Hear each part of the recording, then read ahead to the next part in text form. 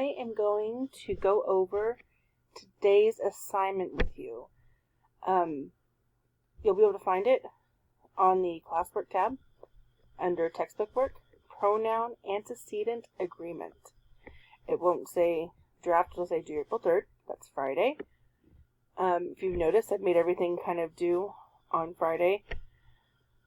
That will change for external links. For instance, if we do a vocabulary unit again, which I do foresee in our future, and when we do our brain pop unit on Thursday, those due dates will be extended because they don't allow for late work like Google Classroom does, and I don't want you to be running into that problem of it's either after midnight Friday or it's Saturday and you're finally getting to finish up your work and you can't do it because it's past the due date. However, Google Classroom does allow for late work, and so I will keep on making that due on Friday just to kind of help keep you organized and keep you staying on track. I'll go more in depth on this in my Zoom chat later today. So, or earlier today, depending on when you're watching this video. So, under textbook work, pronoun antecedent agreement, you'll click on the activity, and it should open up in another window. This is a Google Doc, so you can edit it as you see fit. So, I went ahead and highlighted in this pretty blue color the notes. So these are notes that instead of taking, they are here for you. And you can refer to your notes to answer any questions. So a pronoun takes the place of a noun, several nouns, or another pronoun. You should know this from prior ELA classes. The antecedent is the word or words of which the pronoun refers. So a personal pronoun has three persons: first person, second person, third person. Where have we heard that before? In point of view. I'm sure all of you said that already. First person is the first person speaking, I, me, we, us. Second person is the one spoken to, so you. Third person is the one spoken about, he, she, him, her, it, they, or them. Possessive pronouns show ownership. The possessive pronouns are my, mine, yours, yours, his, hers, his, her, hers, it's, ours, our, ours, their, and theirs. A pronoun and its antecedent must agree in number, singular and plural, and gender, masculine, feminine, or neutral. In these examples, the antecedents are underlined. So, singular masculine, Juan's father said he would attend the basketball game. So father is the antecedent and he is the pronoun. Singular neutral, this costume still needs to have its collar attached. Notice its does not have an apostrophe. It's with an apostrophe is it is. It's without an apostrophe is possessive. Plural, Kiko and Aaron both keep their rooms clean most of the time. So, it's both of them, so this is a plural pronoun. Most of you at this point should be saying, okay, yeah, I know this. So this is all practice for you. As you are going through your writing, I want you to start paying attention to how it is that you write these, because you make these small mistakes without noticing it. So that is why we practice on things like this, where you're like, oh yeah, this makes sense, and I get it, and I've done this for years. But the more you practice it, the better you are when you actually do it in your own writing. So in this purple, pink-ish color, I've highlighted the directions. So the first one, the directions are to underline each of the pronouns and bold its antecedent. So Akira had been wanting a dog ever since he was a small boy. So Akira is our antecedent. So if you double click it and then you hit the bold right here, and then the antecedent or the pronoun is he, double click it. And if you don't want to hit the buttons up here, if, that's too much, Control U will underline. Finally, his parents, that's an antecedent.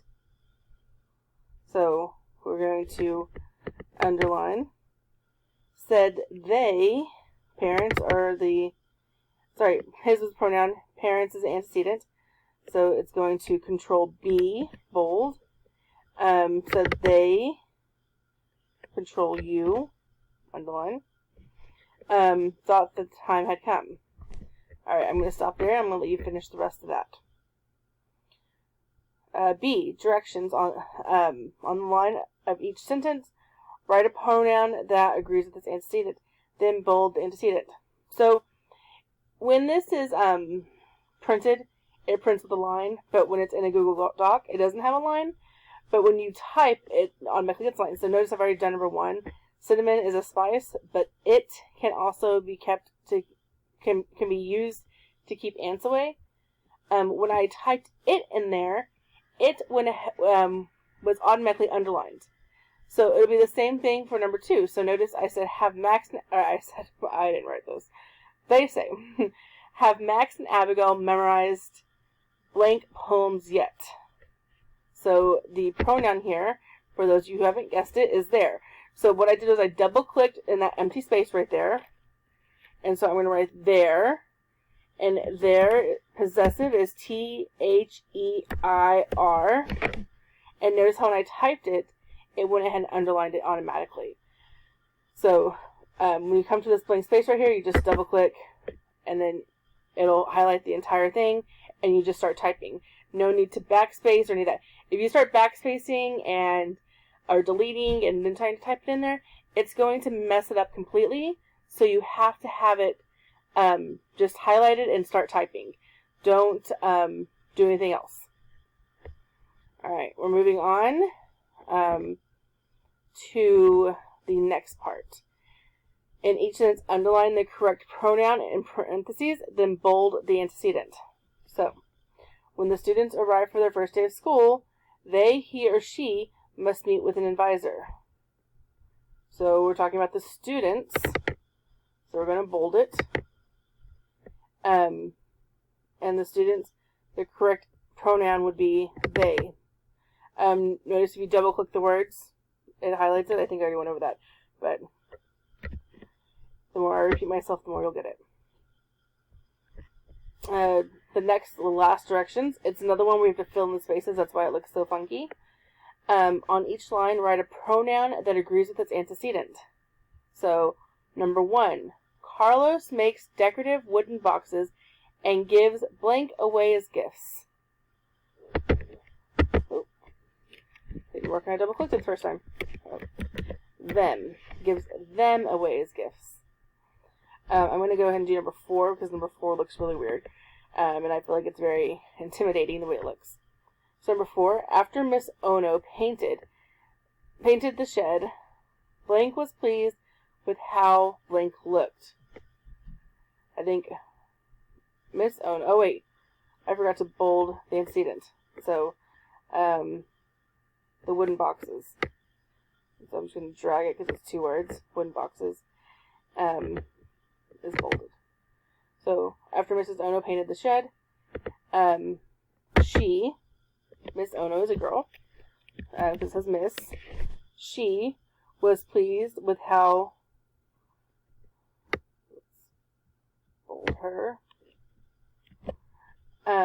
with how the shed will be it, with how it looked. So, there we go. Easy peasy lemon squeezy, right guys? And that's it. It's 2 pages, It's not a whole lot. Make sure you're doing your reading logs as well.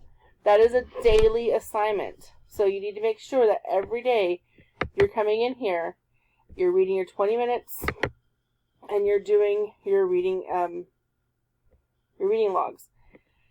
I had a question today. Somebody asked me if they could do it over a nonfiction book. Yes, I changed the questions around so that it wouldn't be so hard to use nonfiction books, because I realized last week that I kind of limited it to mostly fiction books. So making a real world connection to your book in no less than 5 sentences. Connections can be real life events, movies, TV shows, or other books. If you're reading a book about physics, then make a connection to Back to the Future. I mean, Doc Brown, hello, physicist. Talk about Albert Einstein. Make a connection somewhere. It depends on what type of physics you're learning about or reading about. You know, you could talk about airplanes, or you could talk about the Flintstones. I don't know.